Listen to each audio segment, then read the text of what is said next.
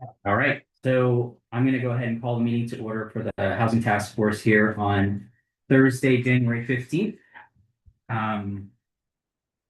Our first item on the agenda is the approval of the minutes from October 16th, 2025, our last meeting. You have a copy there, because you don't, the copy of the minutes. Right. Okay, Yep. so I just. I make motion to approve the minutes as written. Okay, I'll second. John and John, All in favor? all in favor, say aye. Aye. That's unanimous. All right, so the next thing is the 802 Homes for All Progress.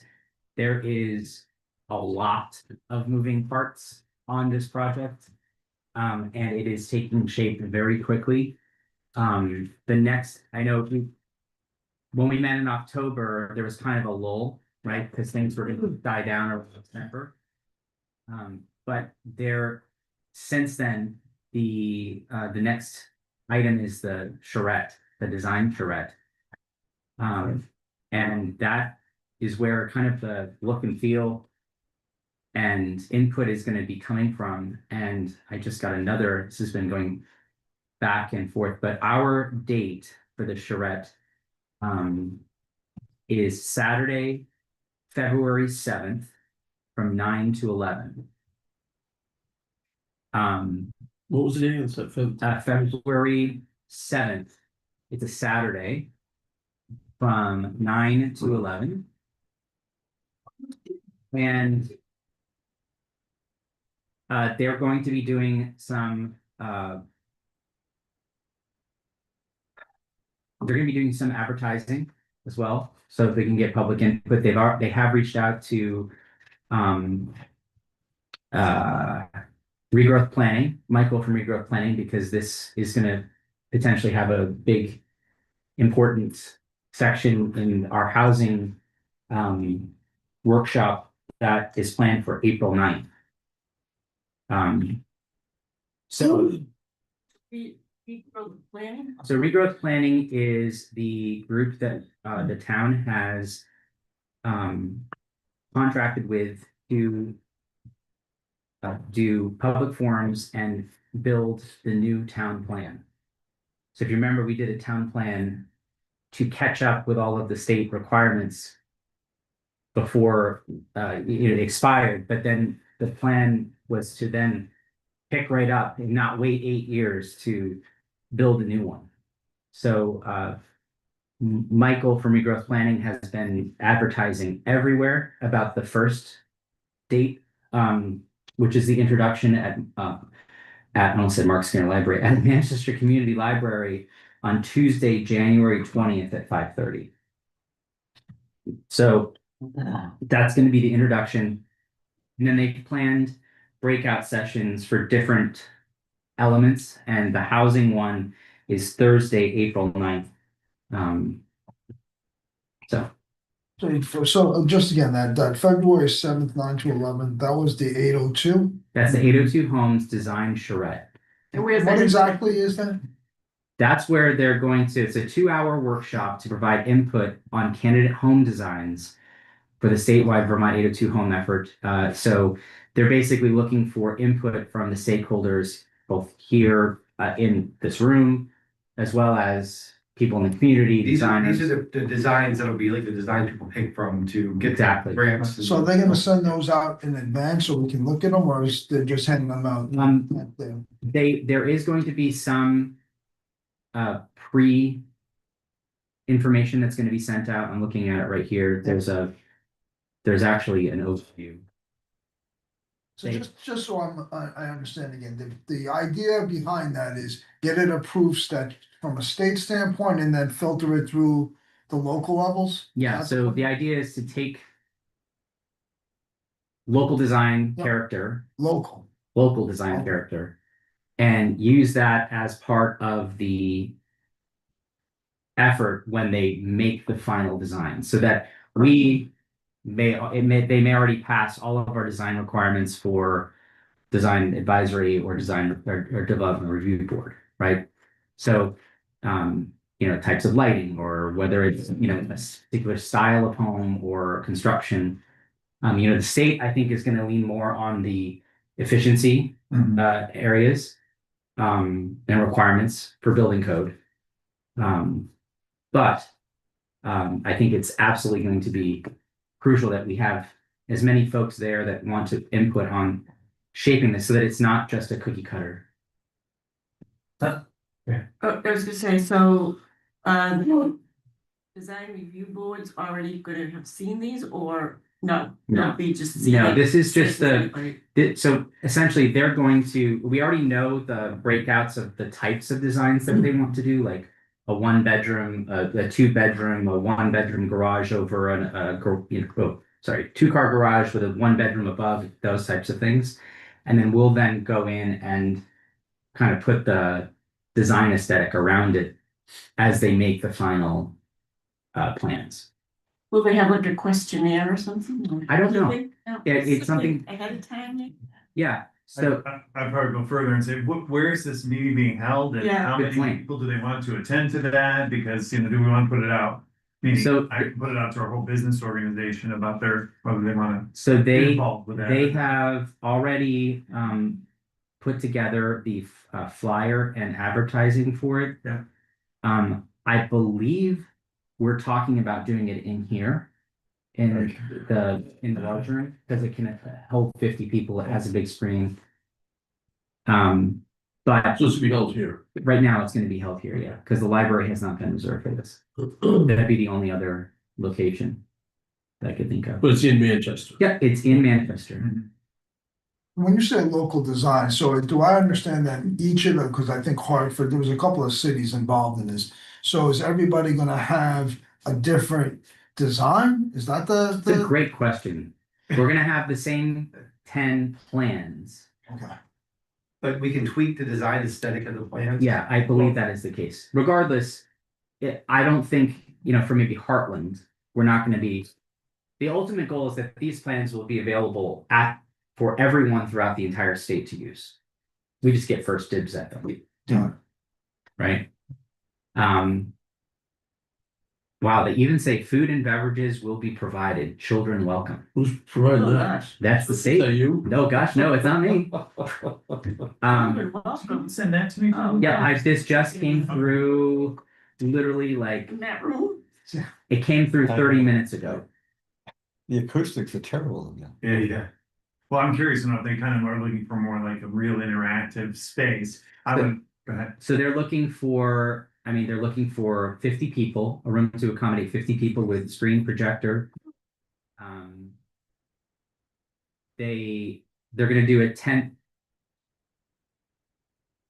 So the format is welcoming remarks and introductions, and then a 20-minute orientation presentation with the key terms and the meaning for the community, how 802 Homes fits into our scope, and then the project timeline and the format. And then there's a 90-minute workshop, which is broken into groups for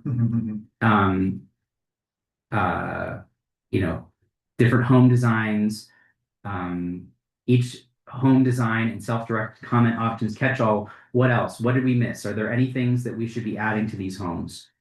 Anything that we should be taking away?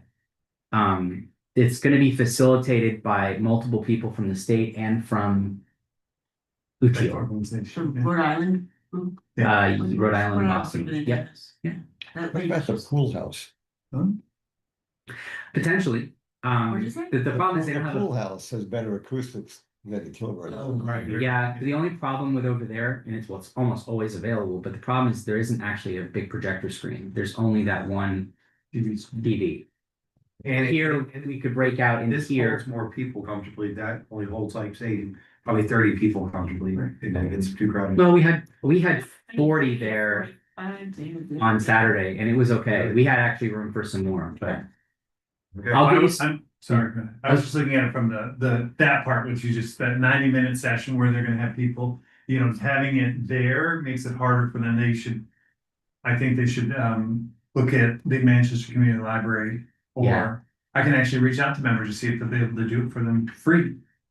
Well, yeah, I think the challenge might be at the library is that they're already very booked, Yeah. What about It's okay. the Congregational Church? They got a nice big or one. the Well, school. I mean, there's some places around town that I think have the facilities to do assuming that. Yeah, it's the big screen too. So 802 is handling most of it. This literally just came across the Oh, press, so we haven't had enough time to work on it. But I think between Gordon and Scott and the state, so Jeff Figure Dube, it out. and they're gonna figure out most of this.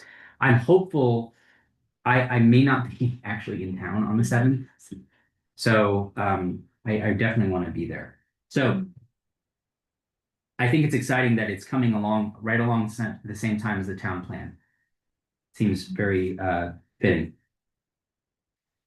All right, so I think one of the big issues that why we're here is discussing short-term rentals. Just one more question. Yes. So January 20th Yes, at the library, what is that? that is the introduction for the town plan. Oh, that's got nothing to do with the 82. No, that's a Oh. whole separate. Uh, Who's doing that again? What time is that? It's 5:30 at the library on the 20th of January, and it's regrowth planning. It's Michael Allen. okay. All right. So way back when, several months ago, a couple of us attended a short-term rental weekend workshop, if you will, with the Vermont League of Cities and Towns, and I think it was attended by at least 50 to 100 people from around the state. Was the lobby there for short-term rentals? There was a presentation by the Short-Term Rental Association. I forget the acronym, but this was squarely done by VLCT. There were several towns that presented on how it relates to their community, how they've approached it. And since that time, VLCT has come up with a called boilerplate, but what they believe as like a fill in the blank type ordinance for short-term rentals. And from the gist that and John, were you there? I was, No, I wasn't. no, I was on the phone. Oh. Yeah, so You were on the phone. I was on the phone. So folks from the village there. So John or Rich Heilman, who's the planning commission chair up there in the village, as well as the zoning administrator was there. People from Londonderry, there were people from Win Hall. A lot of the local area was represented. Everyone had a different approach. For instance, Ludlow looks at it in a much different way, where they do regulate certain types but don't regulate others. Some do have a registry, some don't. Some are not doing anything, but they are at least making sure that the safety information is being sent out. But there was like an underlying theme, I think, in the entire thing, which is that if this is, the state of Vermont has spent millions of dollars over the past 5 years on developing housing, right? Millions of dollars. And at the same time, we've built, so while we spent that millions of dollars, we've built around 4,000 homes. And during that same time frame, we have increased the number of short-term rentals in the state of Vermont by 6,000. So because short-term rentals, we spent all this money and this time and effort on building these homes, but the short-term rental market has increased, and so people aren't necessarily seeing the makeup of it. I think that I said the gist was also that most people think that there needs to be some sort of regulation or understanding how to work with these in the community. So John Burnham had sent out the kind of his thought process that the previous housing task force had put together, and then I think you added some additional Yeah, yeah. to make it more relative to today. We took that, and then we also took the sample from the VLCT, and we kind of blended it together to see how we could accomplish any nuances that Manchester may have. And then that's the copy that that's floating around. I'll let John Yeah, do we wanna read through it, John? talk a little bit. Well, We can read it. Yeah, it's fine. so, ahead. So, so I think, John, you got I another just set? extra copy. so, so generally, I just want to keep in mind that I think in my head, and I think in John's as well, is that we don't want to look at this as a way of stopping investment in our community. We want to see this as ensuring that we can maintain our neighborhoods. And that's kind of, I'll just read the section 2, right? Now, when you say stopping investment, what do you mean by that? Well, let me read this here. Okay. So the purpose of this in general is to protect the availability of long-term, year-round and affordable housing, preserve the residential character of Manchester's neighborhoods, ensure the health, safety, and quiet enjoyment of residents and visitors, regulate transient commercial use of residential property, and allow short-term rentals to operate in a manner consistent with the town plan and community values. So the investment part was, is this anti, someone coming in and making an investment? And I think, or people who have already made the investment, are we saying, okay, you've made that investment, but we're done? The idea is that if at this point, we would not address anyone who currently has a short-term rental. Now, Well, through Go ahead. through attrition, through the process of registration and collecting fees and ensuring that they meet the guidelines that most towns that are implementing one of these are moving forward with. There's going to be folks who simply aren't going to be able to follow through. So So if Yeah. we start, what is the qualification for short-term rental? good question. No, 14 so short, days? no, I don't yeah. know. short-term rental means a furnished home, condominium, or other dwelling room or self-contained dwelling unit rented to the transient, traveling, or vacationing public for a period of fewer than 30 consecutive days and for more than 14 days per calendar year. If you look, by the way, section 3 definition, What's on that? yeah, if you turn it over on the flip side, it's C. Pardon, is it C? or- Yeah, I see. Okay, yeah. So fewer than 30 days. And by the way, these, a lot of this stuff really did come from the, Oh, it's like copy and paste, yeah. VLCT. their recommendations as to guidelines and. And ones that have already been And- already in place. That are already in place around the state in various places, so. And these are guidelines that have held up in court so far that, I know in Burlington, they had to go to court for a few of them, and they won. Question, I think I read somewhere where you say, when it's enacted, when it's official, like this ordinance when it's enacted. Would that mean that we already have a pool of those, or we're not gonna have a pool of those So the goal. until Right. after the enact? So the goal is that this would get enacted, and first of all, you can't do anything until it's enacted. Yeah. With the premise that if we set a calendar year date for registration was July 1st to get your license. Then, of course, it would go out to the general public and everybody out there that had an STR or whatever, they needed to get it registered by July 1st. They don't get it registered by July 1st, they no longer will have a license to operate their short-term rental in Manchester. So anybody that currently has one, even if they have multiple, 20 of them, they can register them. And we will accept them. Because it would be unfair of us to say, sorry, you You gotta can't, you've been stop. doing this now for 4 years, you can't do that anymore. Because there's no real reason, I believe, for us to say that to somebody, but we would condition as this ordinance and other license, applications and such that would come out, would say that in the event that you dispose of that property to some other entity or person, it can no longer be a short-term rental. It will not qualify for a short-term rental moving forward. So how many short-term rentals do we feel we have in the community right now?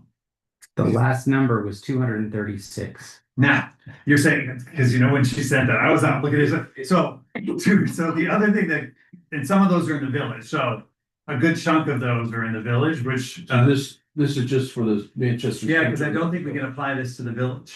However- The village would have to adopt it. But how many are in the, we don't know how many are in the town of Manchester City. I looked around at a map from AirDNA and started counting the dots, because I don't have a subscription to it, so I can't pull out as much data as I'd like. But I mean, there was at least over 100 in Manchester. So 100 in Manchester. Not more, by the way, I'm just giving you a rough Okay. estimate of the dots I counted quickly. And one of the questions I have, and again, this is on purpose, but I have both. Yeah, I yeah. have an SDR and a long-term rental. I have 2 long-term rentals, 1 short-term rental. Is it here in And- Manchester or is it? I've got 1 here in Manchester and 2 over in Wyndham. Okay. When it says preserve the residential character of Manchester's neighborhoods.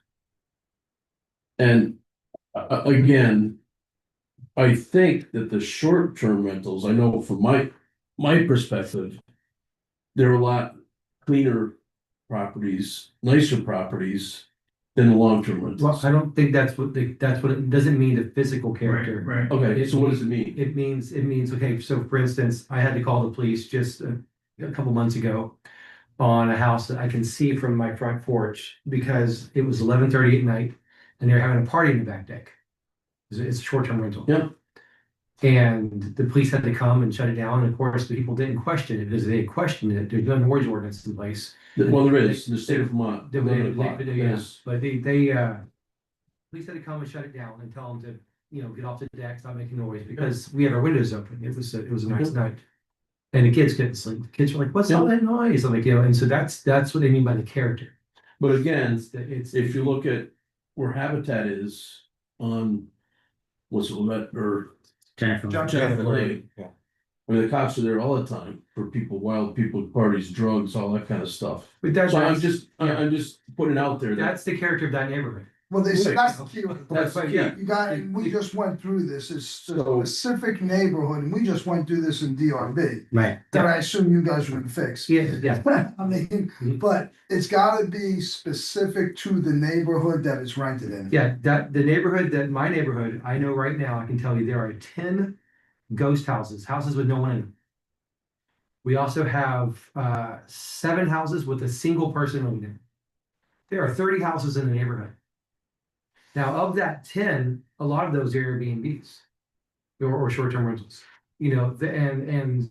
It's when I first moved to the neighborhood, like 15 years ago, it was alive and bustling, and there were kids in the streets, and it was fun. And now it's just a ghost neighborhood. It's like there's no one around. There's only on weekends their cars show up and people are there, but otherwise it's killed the neighborhood, the life of Manchester, and I mean, the SDRs have killed it. the STRs have killed Where do you live then? Hillville. Oh, yeah, I was gonna guess that. Say Yeah. in that particular instance, if this thing were to be enacted today, the character of your neighborhood is as it stands today, not what it once was. Well, so that's what I'm gonna get to on this, because I would like to make a change. If I don't make a change when this gets to the planning commission, I'll make the change in the planning commission, but I would like to put a cap on Oh, the number of licenses that we hand out. well, there is that still. And, we hand out a number of licenses, let's say 100, just say as just a general number. And we make it so that you have to come into the town office to pick up your license at the town office. You can't just go online and just fill it out from New York City for your 5 Manchester short-term rentals and keep them going. You have to actually be here to pick it up. So And it's first come, first served. as part of, And so you get one. But I thought if you live in said, town. I thought you said, you say first come, first served, so you're asking for a cap. The cap. It was said before that everybody that has one now can have one. you still have it, but you have to get your license. Understand, but But there's you're no- not capping, you can't say you're gonna cap it at 75 or whatever the number is. If there's already 150. Well, no, what there's 300 and, or it's like 300, 200 and something short-term rentals right now. Well, I thought he said it was 100 In Manchester. in Manchester. We're talking Manchester, not, Village, there are enough. we're not talking the village. This is for Manchester Center, Vermont, not Peru, not Londonderry. We're talking about Manchester. There's more than 100 in Manchester. Well, We can find out. So I wouldn't get caught up on the semantic of 100, 25, Whatever. 200. The purpose of all of this is not to, it's just, we know that things have shifted. We all know that things have shifted with short-term rentals for our communities across the state. It isn't unique to Vermont, it's across the country. That's why New York actually city banned them for a while, as you all may know. You couldn't even go get a short-term rental in New York City. But you know, we could get into caught up in the semantics of the purpose, but really the real purpose of this is to protect the availability of long-term year-round and affordable housing. Really, that's the main driving point. We wouldn't be having this conversation per se if we had more housing available. It still would impact your community. No one's disregarding what you're saying, Leon, and what you've experienced. And that happens in other areas and around our town. It's just, how can we do something to help with that situation? To limit how many of these units are happening across our lovely little town, and how we can hopefully in the process make sure we have affordable housing in our area. Well, again, affordable, I was just having to be talking to a guy from the city today about this. Mhm. And, he has both.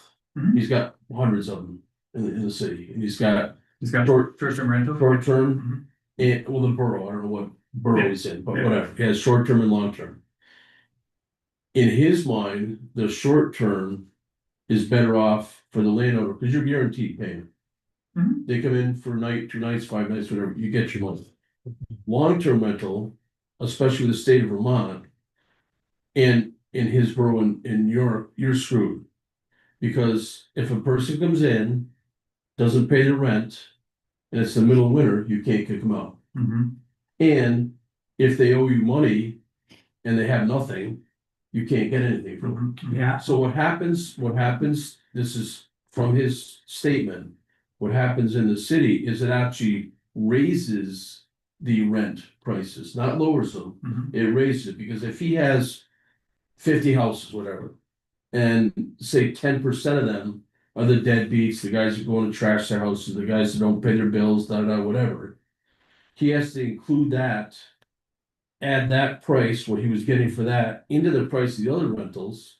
Because if you've got all these houses, Mhm. you're not in it to lose. You wanna make, at least break even on it. Mhm. So they raise, that's why he said a lot of their prices, their long-term rentals are so high priced. Because the price that they're getting for the, across the board has to include making up the deadbeats who don't pay. And that's, again, I'm just saying, that's what he said, They did a study out of Harvard.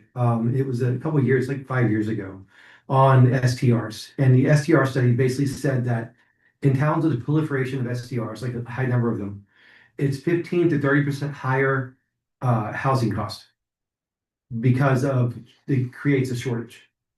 And so you're actually makes less affordable houses having a high number of short-term rentals. And it makes the houses when they sell go for a higher price. My house, when I bought my house, I'll say it's 156. I bought my house. Now, if I were to sell my house, because I know, because the houses around me, and that's one of the STRs sold for 450. One of them sold for 550. And this is in 15 years, it's gone up. I know, it'd be It's- great if we had, it's- it would be great if the real estate market crashed in Manchester, and nobody got anything for the. Well, no, it's property. one price. If I'm gonna say You'd be in it, good shape. it's three times the cost it was 15 years ago. That's a huge jump in 15 years. yeah, so, I'm a guess, I don't know. so go ahead. I'm gonna put it out there. My wish, my idea is that I'm sure Ivan would not outlaw short-term rentals, Mhm. but I think they should be taxed at a rate that makes it economically more feasible to rent it long-term than short-term. Then you're not taking anybody's property, you just economics. So I'm very delicate here on that. That's a really tough thing to do, but what we're essentially doing with the licenses is it is a tax. And this license can be raised in costs over time. So, but to raise individual property taxes based upon whether it's a short-term rental or long-term rental, it's hard to do. A lot of the houses in town that are rentals are listed as LLCs. In order to protect the owner from anything that happens on the property, and you don't know which one's long-term, which one's short-term. It's like it's hard to just, and I think that would be also considered discrimination. So the beneficiary of these license fees is clearly the town, I'm assuming, it's not shared with anybody else. No, it should go to the town, Yeah. and depending on how those revenues and what ends up getting decided, could help, first of all, hire a person to manage it, because I don't think you can then put all this on to somebody who currently exists in the town, Well, yeah, employment to manage it and also police it and all that sort of stuff. And so that would be one, and then whatever additional revenues above and beyond that are collected, those could be dedicated to housing solutions, whether well, I it's. agree. And it's possible to join with the village and have one Right. person who So oversees both. That's actually one of the things that I had hoped to get done previous to coming together here. It's been difficult to coincide schedules and holidays and everything in the middle. So I think that there's potentially an appetite looking at the resources that the village are putting towards this. And I also talked to Andy Dahlstrom, who is the STR part-time STR coordinator for Londonderry. He does, I think it's like 20 hours a week. And he's essentially the officer, right? And his role is to ensure enforcement, the licensing, all of that. I think there's a couple buckets of areas that this really gets to the meat of, right? One is overall safety and quality of life, like Leon's example of who do you contact, right? If there's an issue with the home, I think that's really. And that's another issue I have with, if we do issue licenses and we have a certain number, first come, first serve. People who live in town, they're gonna be here to get their licenses. People who rent and live in town and rent a place, they're gonna show up right away. But the people who live in New York, who we can't contact when there's a problem on their property, they may not get a license, and if they don't, well, then they don't get it. They have to have somebody. So that's one of the pieces. Oh, I agree 100% with that. If we are going to do licenses and any short-term rental, as we do, they should have a contact sheet, the owner, the police, the fire, the rescue. Right. And that's all here. Maybe we could go through. No, again, I agree with that, but real quick on the short versus long again. The short-term rentals currently in the town fall under the rooms and meals tax. What's that? The short-term rentals currently in town fall underneath the rooms and meals tax. Correct. Long-term rentals do not. Correct. So again, I'm just thinking about revenue for the town and businesses in town. Maybe we don't care about the business much, I don't know, but So we're not taking, just keep in mind, we're not taking away No, any no. of the existing short-term rentals, it's not gonna change the I income. understand, but I'm just saying that the short-term rentals, in my mind, produce more income to the town and the businesses, because the short-term rentals, and I know for a fact, nobody's even cooked on our stove Mhm. in our house. That's been their short term. Yeah. So So basically, that, they'll go to town, spend money in town. Yeah. So they get the money, the town's businesses get money there, they go shopping, they come up here. The wife might go somewhere, the husband will go somewhere, then they'll go to town and go shopping. So Tim, I hear I you. understand all that. No, but here, let's look at it from a different angle. Yeah, Let's look at it from a different angle. The occupancy in a lot of these short-term rentals is very small. yes. Right? So, just from personal experience, when we were in the military, we put our home on as a short-term rental, right? That's how we were able to come back to it because we couldn't afford it on a military salary. And But there were months that we might only rent it for 5 or 6 days out of the month, but that was enough to quote unquote cover our mortgage.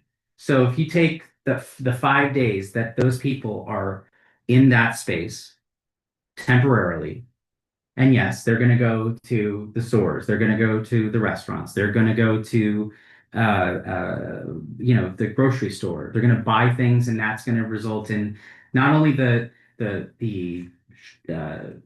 rooms and meals tax on the actual rental, but it's also going to be the actual money that was, spent in the town. If that was a family living in that space for 30 of 30 days, they're going to be going not to the grocery store once when they show up for those 5 days. They're going to go every single week. They're going to go to the gas stations every single week. They're going to be paying, they're going to be consuming more than the folks who may be using it as a getaway may spend more per visit to Shaw's because they might only go once and they're buying some things for excitement. But overall, the investment from the family in the community is greater than the investment from the people, unless your short-term rental is rented every single day. Right. It's a numbers game, right? But again, if you're on the same token, if you're talking character of the area or whatever, if you've got a short-term rental, say you rented 10 times a month, 5 times a month, and you have a vehicle go to that house 5 times a month. If you rent it 30 days out of the month, you have a vehicle going there. So We can't- we can't, but I'm just saying. we can't be because afraid of this, we run into this with our development review Sure. board. Right. If we're looking at this as the whole town and how our development review board reviews things, we look at traffic and all this kind of stuff. But- And if there's gonna be an increase in traffic, you might have more people on your road. If all those houses were running out full time, cars all over your road. I mean, it's the same with our road. I mean, now there's more people on the road, there's cars running down the road all the But time. I can tell you that people who live there drive slower than the people who visit. Correct. And also keep in mind, And they're vested in the neighborhood. Yes, I right. mean, other than the few maybe 15 or 20 years ago before Airbnb and VRBO were really big, right? Yeah, there were absolutely vacation rentals here, but it was, funneled through a real estate agent or, a private entity that was, word of mouth or something. And they could contact. So, people in the- His neighborhood, for instance, Yeah. we talked about, it's what I forget the term. Character. The character of right now. Absolutely, it's the character right now. But at one point, that neighborhood did survive with 30 family middle income homes that They were affordable. were teachers and nurses and Mhm. and so on. So I think, looking at kind of the whole perspective of all the different economic benefits to investing in families, and the dearth of housing that we don't have currently is, I think, really important to understand. Yes, for the landowner, it is. I mean, for you, for me, it was great that I could pay my mortgage with only renting the place out 5 days a month. But then you're looking at 25 days of No spending. for the community of absolutely no one there. Yeah. All right, well, I'm just moving ahead then. The local contact requirement. Yes.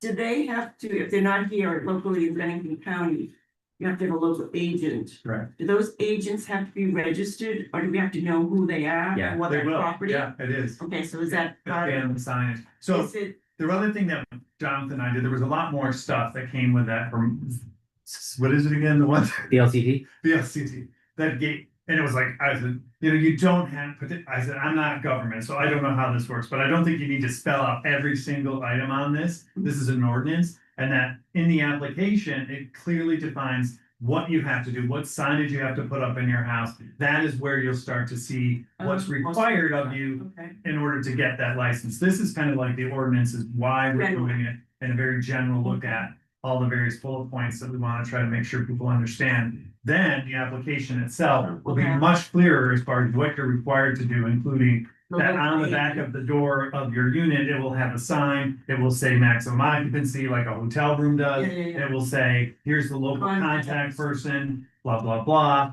We will also have that You on will our have it on our records. records. Of course, yes. Kind of it. And there, Okay. I think there are five, there are five, in section 5, there are 5 items that kind of outline the limitations of the licensing, which I think are really important to look at. And I highlighted one of them, which probably in the copies I printed out did not come yellow, but True, yeah. Yeah. This is. so the first is natural person requirement. STR licenses shall be issued only to natural persons. What does that mean? It means it can't be done to an entity. Oh, I To a see. business. For a company. Corporation. Per owner limit, no individual, and John and I went back and forth on this, what the number should be, but no individual may hold more than 2 active STR licenses within the town. I see how it was crossed out and whited out and typed over. So, Actually, I'm the one that said one.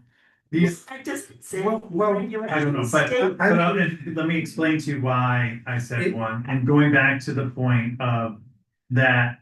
We understand that this is the ordinance as it stands. However, we're going to have to grandfather a lot of things in. Once we go through, if and when this ever comes to light, then registration will be grandfathering in these people, but with the goal that these properties that may come, if somebody has 4, they're gonna get 4 licenses as long as they apply for it. And if at some point they decide they wanna sell one of those properties, at that point, we can say, Then we're down. now you only have 3 licenses, because you're only supposed to have 1, but we grandfathered you for 4. Yeah. Now that you sold that Right. one, it's 3, and that new property can't be a STR. And you have to know that when they sell it. Correct, yeah, Yeah. all that would be. it's non-transferable, Right. and so the, Does it say non-transferable? We yeah. will, Yeah. yeah. So we've got natural person requirement, we got the per owner limit of 2. The townwide cap, the total number of STR license shall not exceed the number of licensed STRs in existence as of the effective date of this ordinance. Now, this is a tough one That's really tough. because we know how many are in existence potentially, but we don't know, we haven't licensed any, so we don't know what the number actually is. Yeah, because what if the number's 400 and we're like, that's a huge number to keep licenses out. I know we're gonna make money on that. Well, I, But we don't wanna make money, we're trying to make houses. right. I think that, Did that come from another, yeah, wording? Yeah. so, looking at it from the perspective, where is the number that we currently have, is that where we want to peak? Whether it's 232 or 400 or whatever, right? Well, again, you said if the place is sold, it's not transferable. Right, so, So if the number is that you could have, if this is the way you wanna go, Maximum. though. you could have yeah, you could say the number at today's date is 200, 100, Right. whatever the number is, say it's 200 now.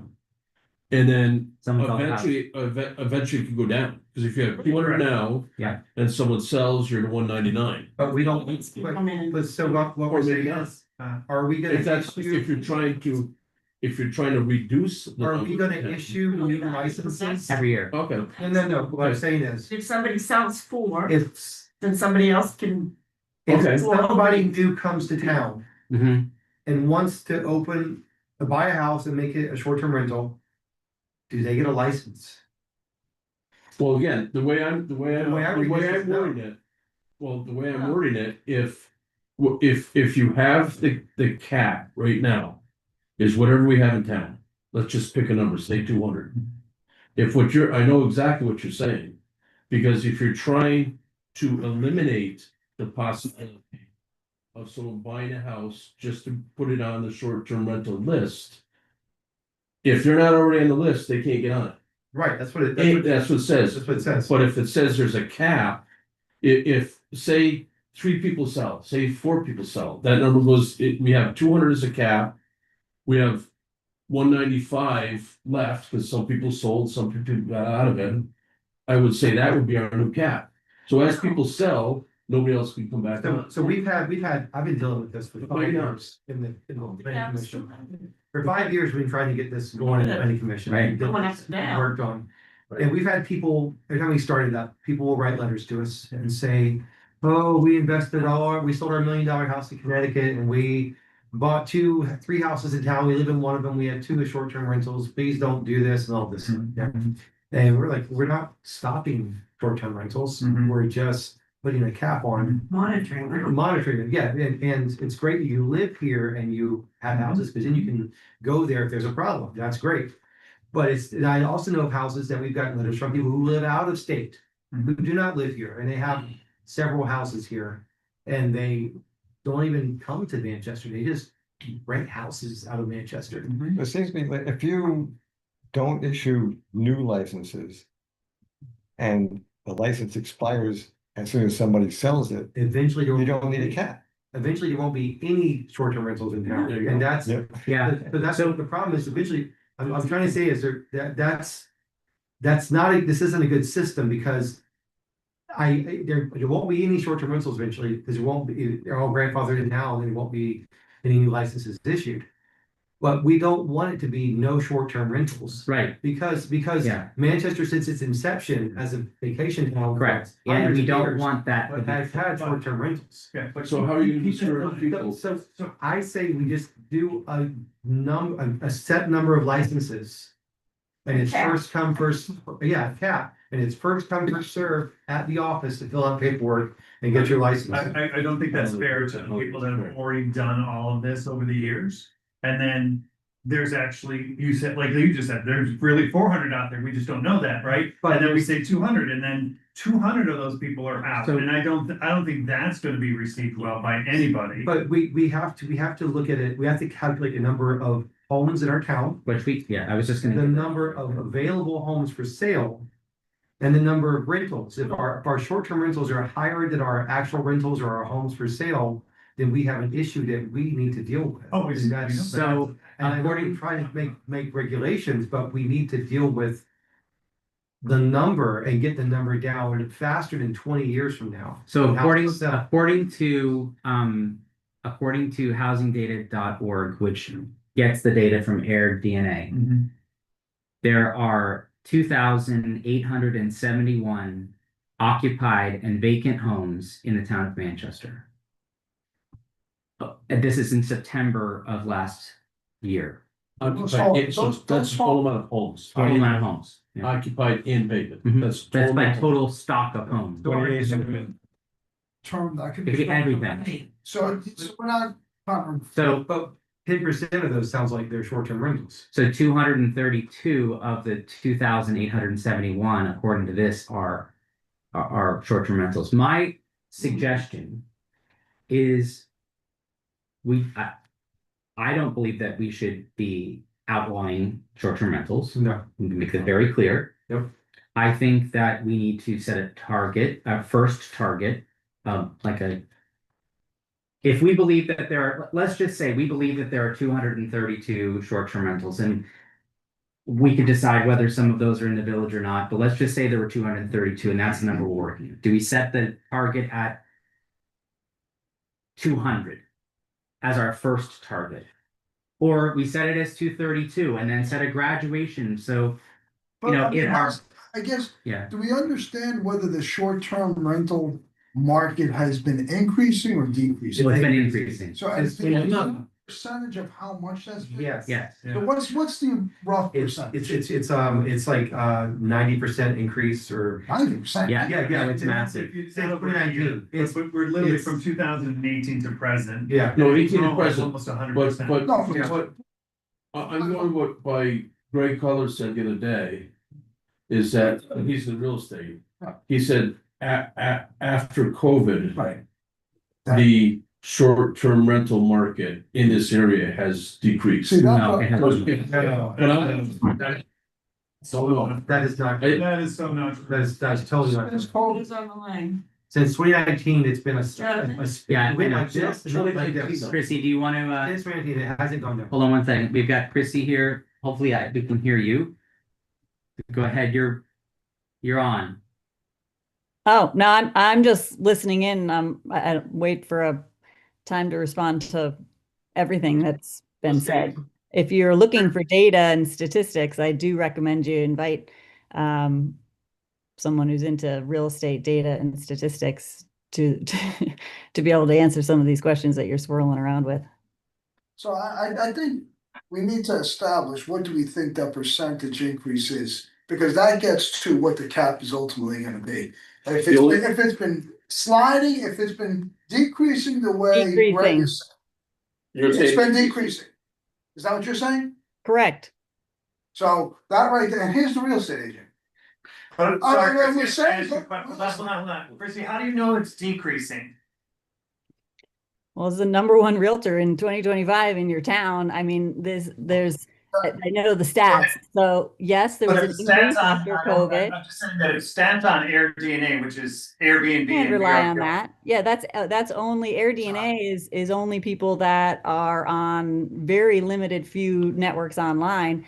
Since you guys know, since the 70s, this has been a destination spot for people to come and rent places. You are never going to come up with a list of all of the short-term rentals that exist in this town, and every one of them brings income to the vendors, to the housekeepers, to the plowers, to the sanders, I can go on and on. The shops and the restaurants is an easy one, but our town is supported by that. And considering any kind of a cap, I can statistically give you numbers that have shown Londonderry property values have gone down since they instituted their policy. That's great, So- because that's the way to be more. Well, hold on a second. No, I mean, listen, Convince me. let's hear Chrissy continue. Because I That's your think, goal, lower your grand list?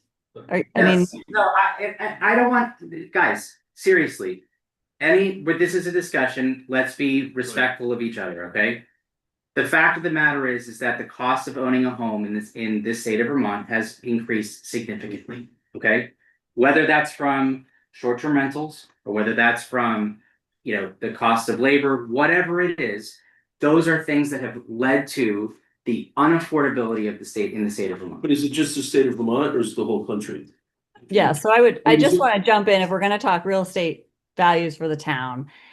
You're absolutely right, Tim. It's nationwide. Our increases are no different than the entire country. So to say that Manchester has gotten more expensive in the housing front is absolutely correct, but no different than anywhere else.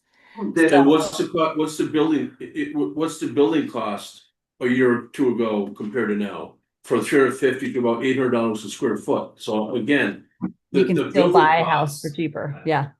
If it costs to if the building costs have gone up 3 times, the housing prices Okay. have gone 3 times. So I I need to jump in because what I want the reason why we're here, right, is to create affordable housing in our community, right? The ability for us to create affordable housing, we have to look at many different ways of trying to regulate how we get there, whether it's through a developer, through real estate, through some sort of, project that brings more housing to our community. It is also looking at how we affect change with what we already have in places that have maybe not been regulated or under control. I think at minimum, we need to look at the safety concerns and how they affect our community because we have so many. Okay, that's at minimum. Second thing is that we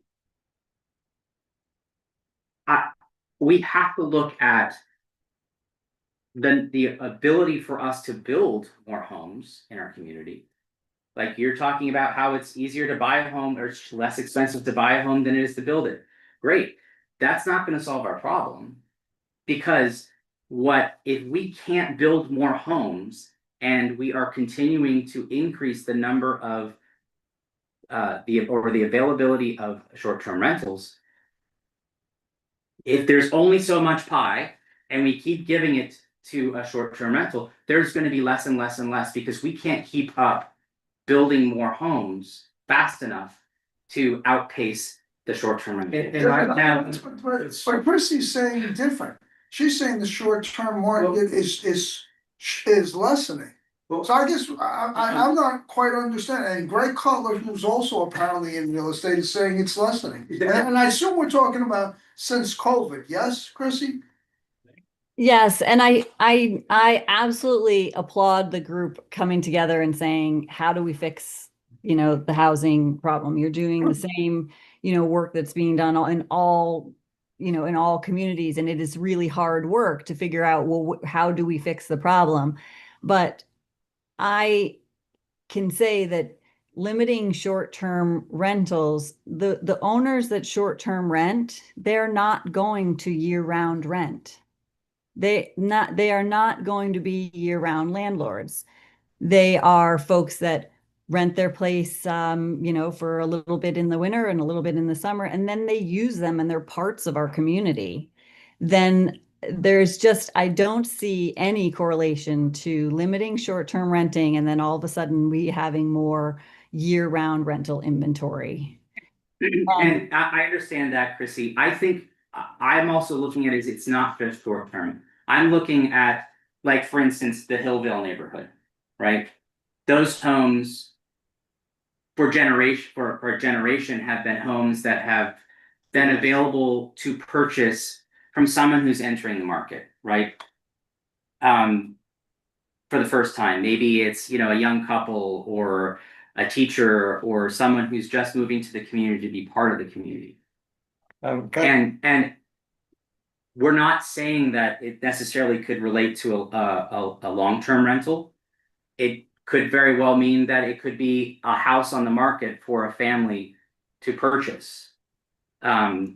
Because if we allow ourselves to have investors, which I'm glad people want to come in and invest in our community, but I do believe that, just like you said, Chrissy, that folks who are coming here to be in a short-term rental are spending money, they're bringing income with them, they're spending it at our stores, at our restaurants.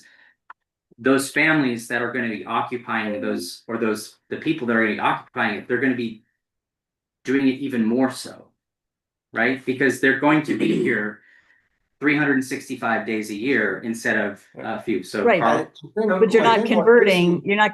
What my comment is that there will be no conversion. If you create a cap or you create some kind of, number, all you're doing is a limitation to property rights as severe as saying that somebody can't have a home business by telling them they can't have their home as a short-term rental is they will just choose the next town over.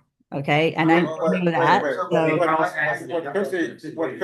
What you said is the more traditional way Airbnbs and short-term rentals have happened.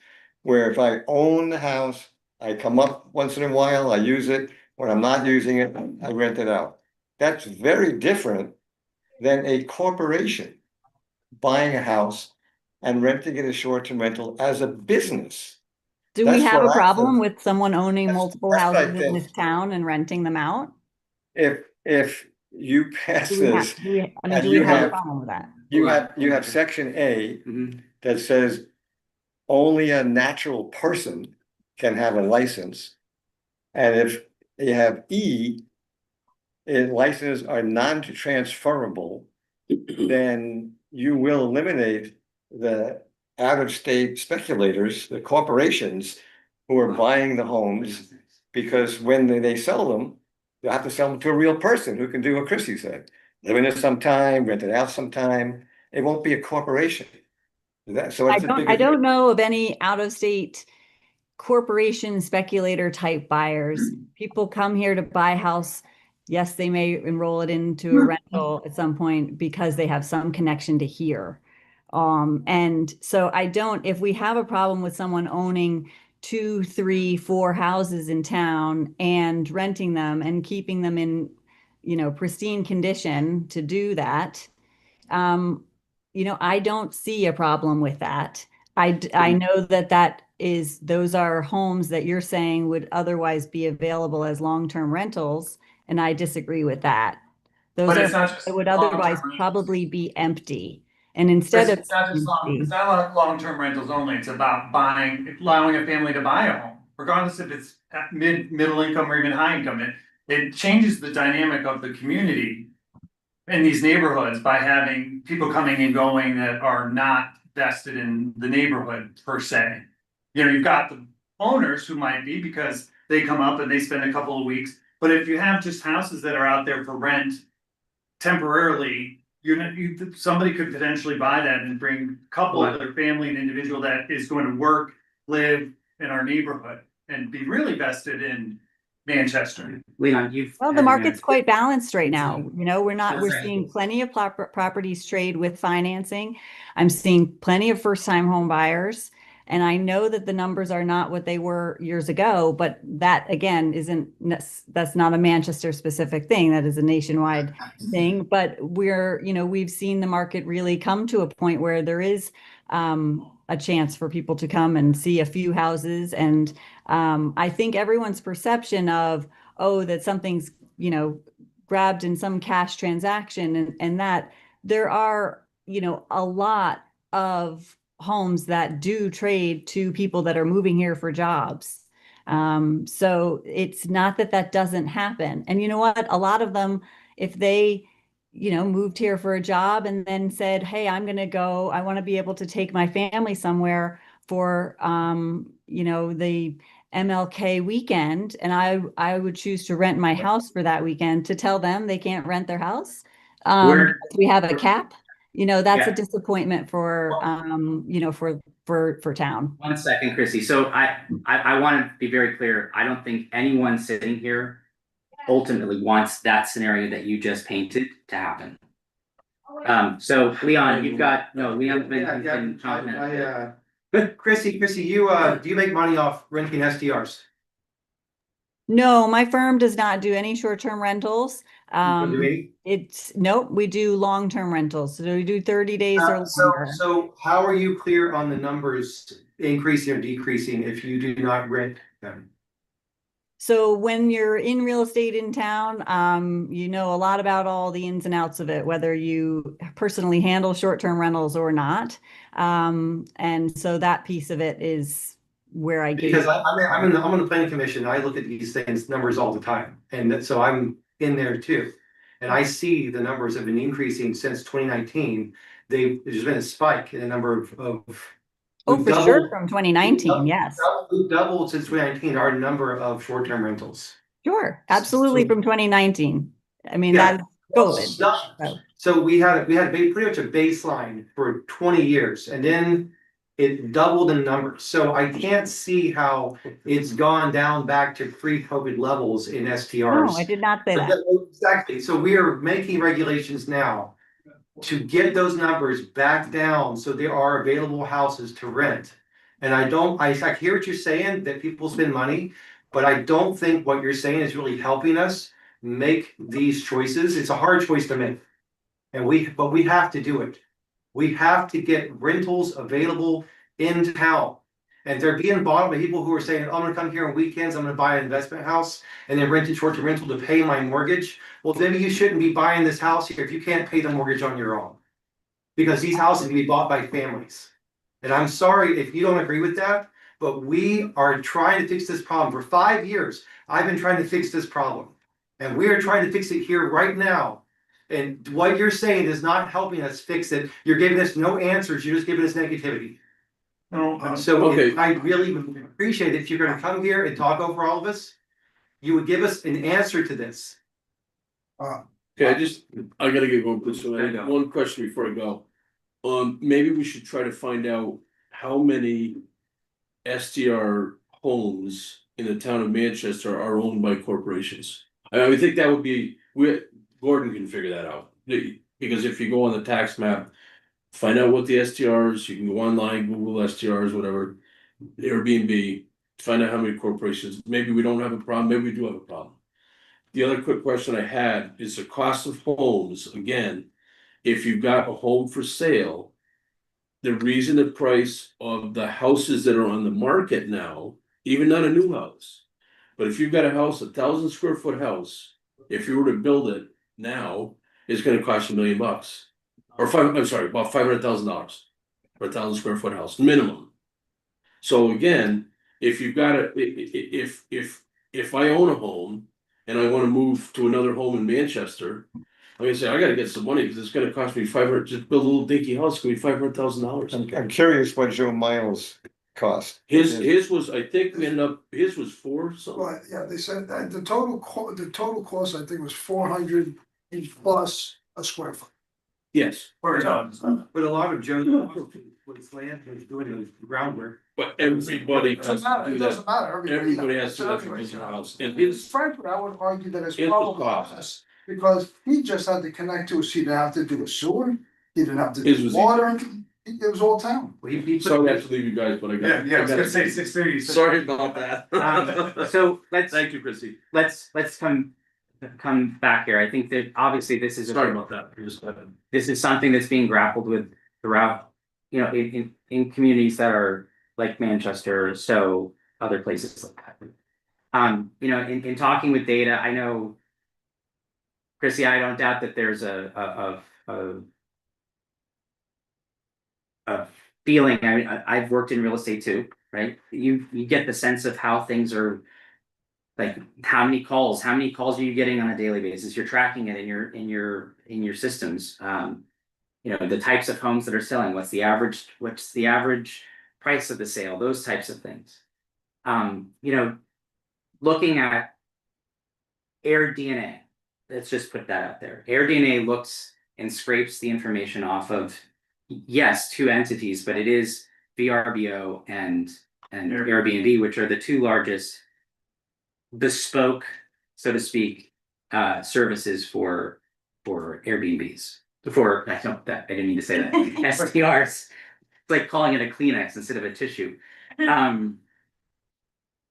So looking at this trajectory of like since 2019, where homes are the percentage of homes that we have are continuing to rise on how many STRs just by listings. Now, I have not dug into occupancy rates or anything like that. But in a smaller community that only has a finite number of units of housing, like what are we averaging between 6 and 13 permits per year for housing? So we're not really growing at a pace that could outpace this, right? And I think also there is, for me, a little bit of a concern that, Tim, for instance, who had to step out, was concerned with the developments of the Airport Road property or any sort of larger development, that those would immediately get put into a short-term rental market. So I think we need to come back and look at what our true intentions. What is the goal? Is it the goal is to eliminate STRs? We're going to say, I'm just going to read the room and we're all saying no, that's not the case. We have to find a way or mechanism, one, to ensure that they comply with our requirements as a community so that we can service them better, that we know who to contact if there's an emergency, because in the case of someone having a tragedy at their property and we don't know who the owner actually is, nor does potentially the person who's staying there, right?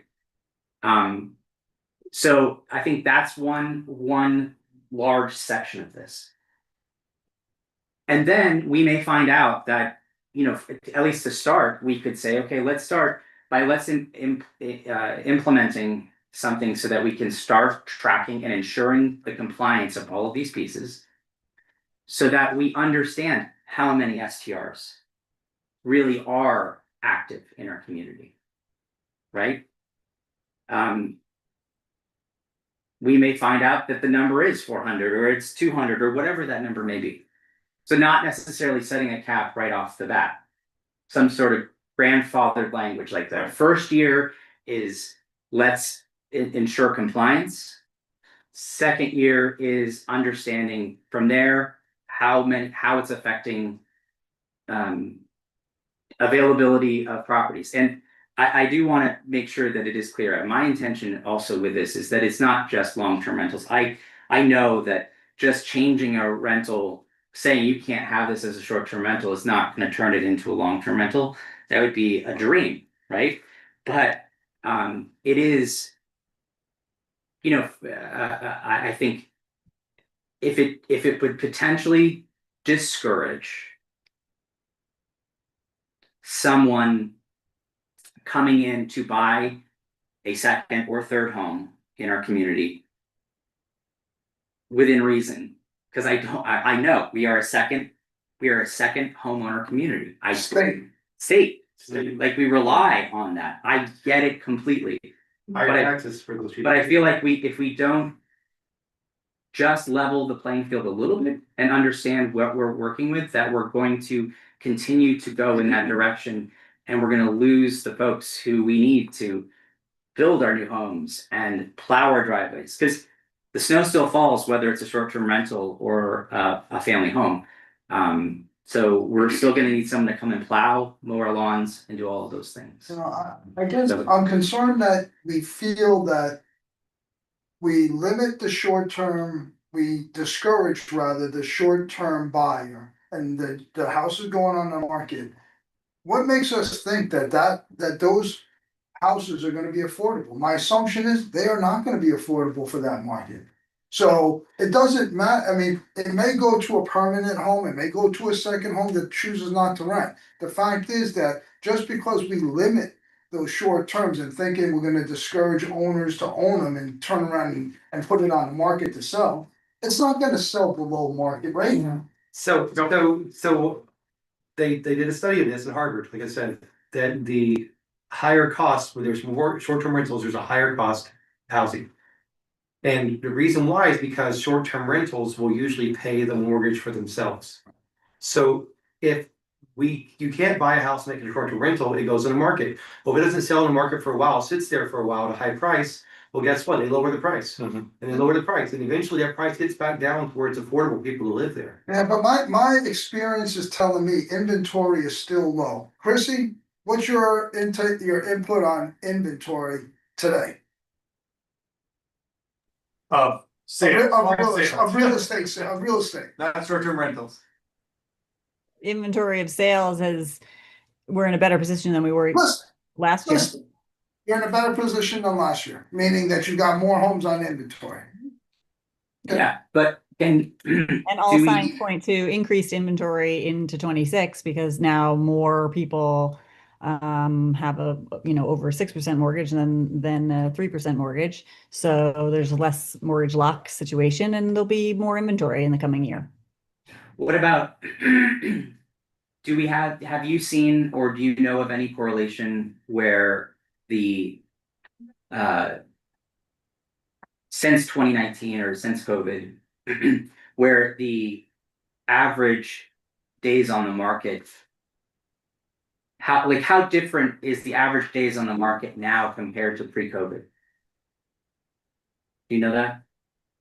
Yes, it's much shorter. Much shorter. So that's telling me that the demand is that much greater. Am I understanding that right? So the demand is that much greater. The inventory is lower. I thought you said the inventory is higher. So the inventory is low. Pre-COVID, he was asking me pre-COVID. Yeah, pre-COVID. where are those? So yeah, and I do think that generally the trying to looking for the right word to use, trying as a town to impact values by making short-term rental restrictions is what it sounds that you're looking to do. I cannot recommend that from a real estate perspective, because there is, a piece of this that many of the homes that people maybe bought over the last number of years and are, using them as short-term rentals now and using them themselves the rest of the year, those are homes that might have been empty before that. And you can't ignore that piece as well when you're looking at this. And I do know of a number of homes in that was the case. And I know you're trying to move forward with this intentionally, which is why I joined on the call. I would like to say I'm not here to bring negativity. I'm here really because I really like our town and I'm trying to, provide input on how these things, I'm seeing it, I see it every day in all of the other towns and how the rules that they put in, how that's playing and what the conversations are. And, how that contacting out of state, property owners and how that can go. It's just that is a big question of do we really have such a problem reaching owners that are renting? Like, is that really the problem? Or is it that you're thinking that you're converting them into long-term rentals? Because I can't see many of them convert. And I'd like to see that the Housing Task Force look at other things in addition, which, you tapped on, is that more units. We're talking about inventory. We're talking about trying to impact real estate values. How do we do that? We add inventory. We provide more housing. We provide housing via conduits that are committed to long-term renting. We provide housing that is at price points that, can work. So I think those avenues would likely have more success in having people living in town that want to live in town than trying to take some type of a, cap and existing, oh, you had a rental or you don't have a rental. I mean, how do you even have a list of who, has a rental? I think those things become quite restrictive to property owners. And there's other, solutions in the bigger housing picture that I'd, love to help keeping talking about. So Christy, I hear what you're saying about the numbers, people's property values going down. And this is an old argument. It's an argument of the have and the have-nots. People who have a house and they want to see their property value go up, and people who don't have a house and wish they had one. And what we're trying to do is trying to make more equality, where those numbers come down and more people have houses. That's what we're focused on here. We're affordable housing is our focus in this group. And yes, my house right now, I could probably sell for $650. That's 4 times what I paid for it. Mhm. I'd make a lot of money. But then, somebody would just turn into a short-term rental and no one would have a house. And the hotels lose out. And they spent millions building those hotels.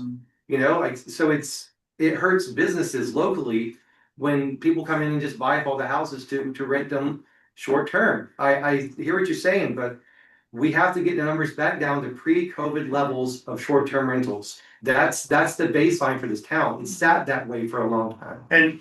And we're not being fair to the businesses in town. Yes, as a real estate agent, you will make more money if property values are higher. I hear you.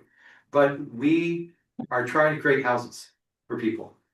And I think I would go. I just need to say something in response to that. My commentary is not based on that. My commentary on property values is being representative of those that own properties. It's not about what I sell them for, and that piece. That is quite negative. The other side of it is that property owners, I have a transaction going that the person hasn't used the house but 3 or 4 nights in about 5 years. And someone's buying it. It is not in this town. Someone's buying it and their family's going to use it. And then they're going to short-term rent it for probably the Christmas holidays and maybe 2 other weekends a year. There's now a property that's going to, get more use that sat empty. And so there are a lot of scenarios that are out there in so many different formats. And it is about how do we keep people coming to this town and keep them filling up the you know, the restaurants, the services, all that we have, because that is the business that this town is in. Sure, and Chrissy, what I would just add that, you know, I want to use myself as an example. I'm gonna put myself out there. We bought our house that had been on the market. I think we got like Cheers, and Terry Hathaway was originally the agent. And she was over the moon excited because this house that we currently live in had sat on the market for close to 3 years. Right?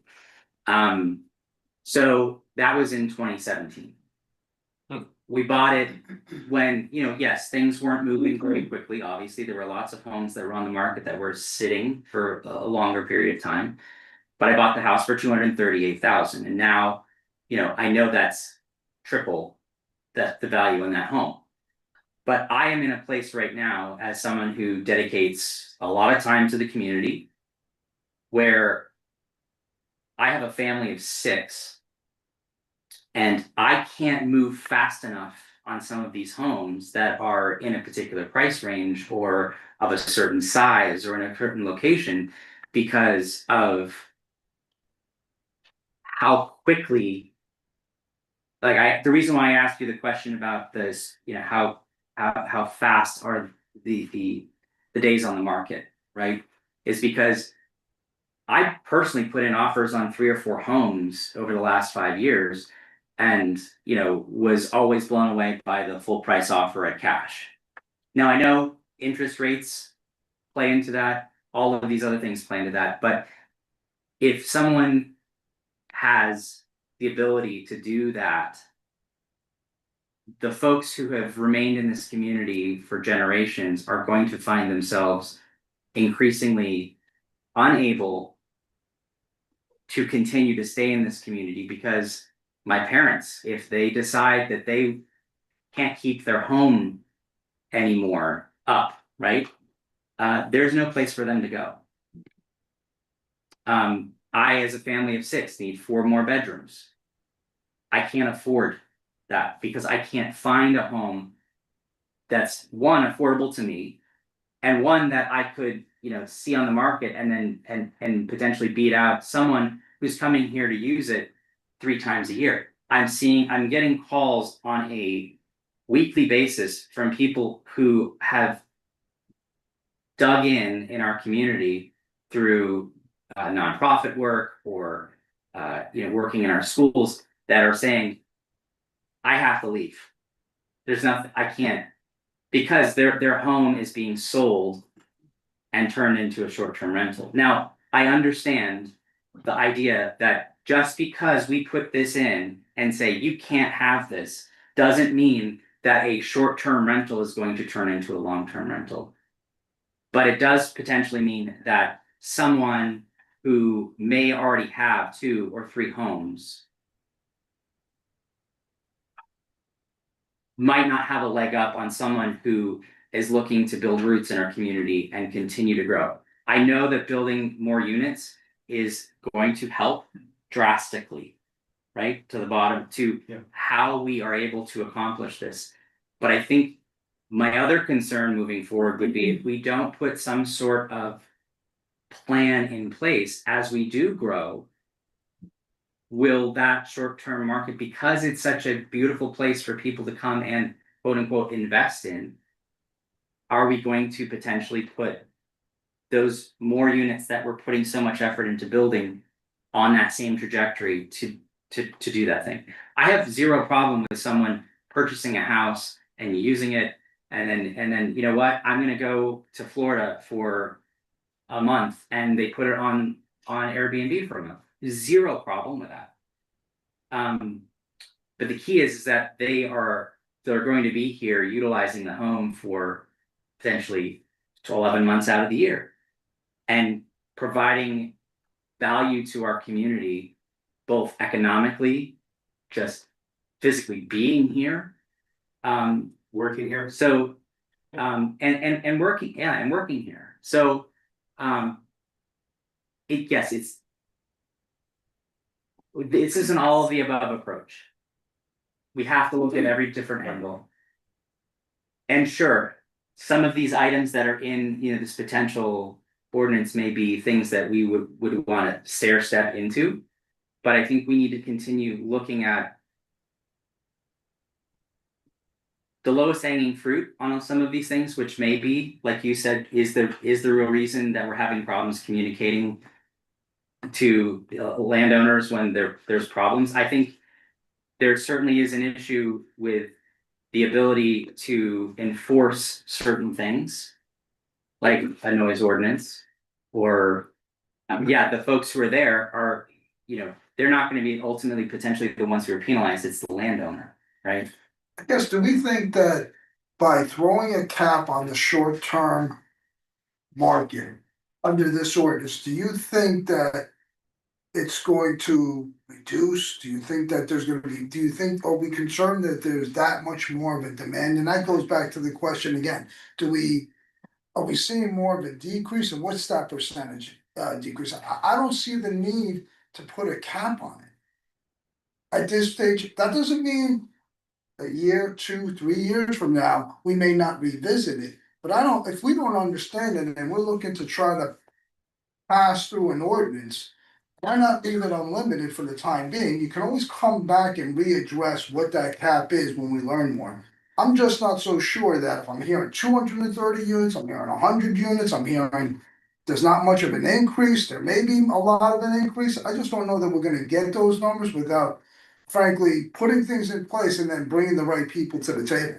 Well, and I think that, and I'll comment about that, I think it's a real balanced approach to all of this. I think every person who's spoken today, in my mind, for me anyway, has got great ideas and knowledge of what's working, what's not working, what we can do and what we can focus on. And the balanced approach is, as been talked about, is obviously trying to help encourage more building or more available apartments and stuff. At the same time, we all came to this with the knowledge that, short-term rentals have become a huge thing, and they are an asset to our community, they're an asset to our town, they're an asset to our financial, but they also need to be managed like any other business. Agreed. And I think That's what they are. In essence, they're a money-making thing for a person, an entity, whatever it is. And I agree with you that we don't know truly how many are out there today. And I think that if we walk through this ordinance and introduce it, that a cap isn't necessary. It's more like, let's get everybody registered, let's get a fee, which can help support lots of various things we talked about. And then, once we understand that, do we then say, wow, we have 400, do we need to stop and limit it now, or? 100%. Yeah. And that's why I think the idea of even having a conversation on the cap is, we're getting ahead of ourselves. I think what we have here is a great start, elimination of a cap. I mean, I think most of us probably be in favor, if not most, if not all of these sections. But I'm having a hard time with the cap component because we just don't know enough. And I don't want to throw an ordinance out there for review with a cap in place when we don't even have the answers. Why not leave it open-ended? Let's understand it. Let's see what the market brings to us. Before we know, we may only see 200. We may start to see a reduction in a year. We might see an increase as well, but I think to throw it out there with a cap in mind is not the right approach to the general public. And because this is going to ultimately have to be sold to them. Sure. We're right up on 7 o'clock. Yeah. So what I did want to say real quick is that I think if we're gonna move forward, if we did move forward with, doing all of the above but minus a cap, I think we just need to make sure that we put in whatever review period or plan of action so that we don't just throw it on the books, Keep it open. keep collecting it, and then never look at it again. We have to make sure that we have the things. Just like every ordinance. Yeah. Just like, it's no different in my mind than any other ordinance that's on the books. It gets reviewed every so many years and it gets updated, that's all. Yeah. So I think the idea, again, I think it's negative to start thinking of caps when we have no clue, and let the market dictate what that cap might be. I agree with you, John, that you shouldn't put a cap. I think rather than focusing on a number. Right. you should focus on the quality. And I Like think all of limited this is corporations, you 100%. know, register, have Totally agree. only to a person, that makes more sense I agree. than a number. So could we do more research and find out beyond Airbnb and the ones you mentioned? VRBO. If- what did I say? But I guess, Yeah, you're good. but what I'm saying is, I don't feel that it's sellable. I'm sorry.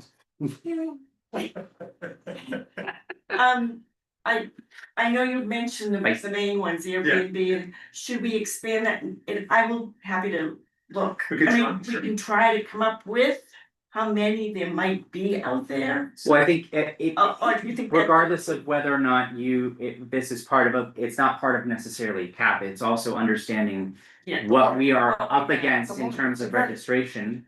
Right, so that we know, Yeah. oh, we only have 200 people registered, wait Right. a minute, I found 300 on. Right, So- it would be- So if we did a research, we had a Yeah. little plan about that. But what's So that I'm gonna, happy to do that if you. And what do we do if someone doesn't register? How do would we find them? So that's Well, that's all part I of asked. this. I think let's come back at our next meeting. We'll have some time to investigate, you know. Have some more discussions, sidebar, bring, you know, Chrissy, have a conversation about, you know, real estate transactions and whatnot. So I know you came here for a specific reason. Oh, yeah. That's okay. So- We, our next I just wanna put this out, our next meeting is February 19th. Which is during. For those with MLK week, kids. President's Week? yes, President, Oh, sorry, MLK, I meant President's week, wrong weekend. You wanna shift it, is that what you're asking?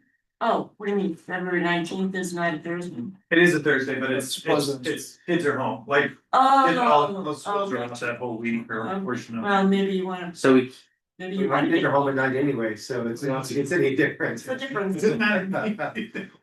so no, actually, no, that's not President's Week. Oh, it's not? No, it is President's Yes. Week, but school is out the week of the 23rd here. Really? I have it down for the 23rd as the week off, Interesting. which is the 4th. So it's right before school. It's Right, yeah, Well, Okay, So February 19th is. so for now, we'll leave it at the 19th at 5:30. We'll do it again here. Just some takeaways, I think, is that we need to. Well, you've each got a copy, take, you know, I saw. Tim was over here writing in like massive circles with red pen, so, let's take a look and. Use it as a starting point for the next conversation, like what are the things that we can compromise on or we think ultimately should be removed? And I'll hope to get. Maybe someone from like Londonderry or someone else, another entity that has implemented this to get their take on it. As well, which is, well, I mean, ultimately what we heard when we were at the VLCT meeting. So there were how many? So yeah, you found 232. It's, well, he Yeah. has one that, and I was fingered down to me. Yeah. So. we'll get there. Yeah, we'll chat about Um, what we can do to see if we can get. do you that. wanna, Curious to cause you've know. got something you wanted to think about. no, for April? I wanna make sure you were aware of this. Yes, we are very aware of What is that. it? Oh, And wondered yeah. if, should we collaborate on this? So I spoke with Gordon, so what This is- Carl is pointing about is the CHIP program. Committee and housing infrastructure. And it is, we have already, from many different angles, people are really hovering over this. It's one of the largest programs for public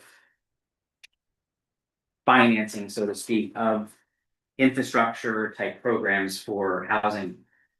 So we've already started conversations with the agency that is that's doing this, and you know, we think that potentially the airport road property may have a really good fit. So it's very, very positive. And you know, but the TIF also. Yes, tax incentive finance. Tax incremental financing, where the town would borrow $2 million to put in water and sewer, Yeah. the airport road property, and the loan gets repaid from the new houses that are built, they'll have to pay tax. Yeah. And the town could keep 75% or more if they're low Yeah. income, to pay back the loan. Yeah. So And the tax rate doesn't go up. This state doesn't take that tax money? Is that, okay, that's good. yeah, I mean, there's many different ways. St. Albans just did something like this for one of their projects in downtown, building on property, their properties. Okay.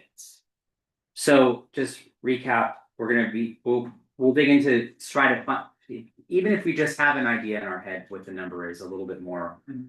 I mean, if I am up in the middle of the night and I have nothing better to do, which happens to be every single night, you know, let's just understand.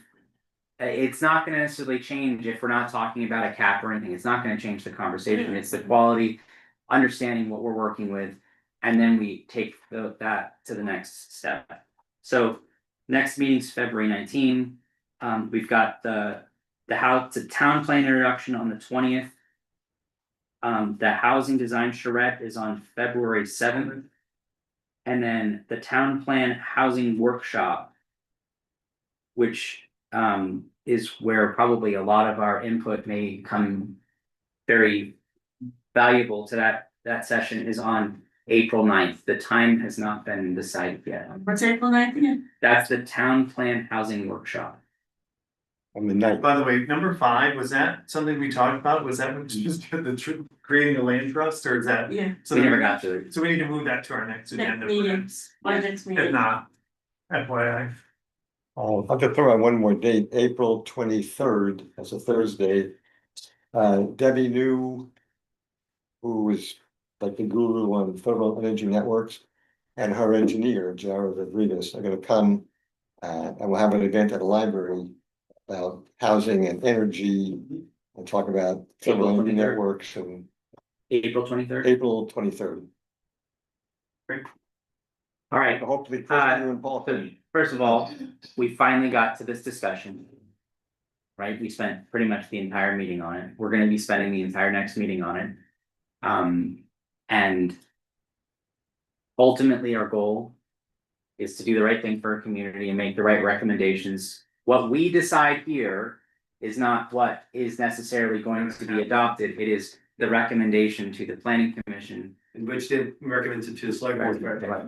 so it's 2 more boards to get through. But the better we put things together and do our research and put everything together in a succinct package, the easier it's going to be for those folks who may be seeing it for maybe not the first time, but not with the in-depth knowledge or the research that we have put into it. Get there. So, all right. I moved to adjourn the meeting. Okay. Are Donna, you- Joanne. Just Well, before, sorry, sorry, Chrissy. just before you adjourn, are you able to share the document that you are all referencing?